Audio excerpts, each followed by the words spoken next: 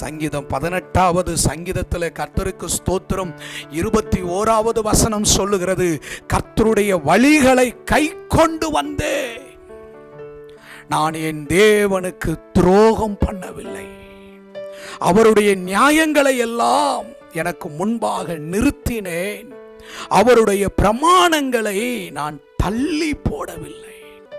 தாவீதை சவுலுடைய கைக்கு ஒப்பு கொடுக்காமல் கர்த்தர் விடுதலையாக்கினதற்கு தாவீது தேவனை அன்பு கூர்ந்தான்.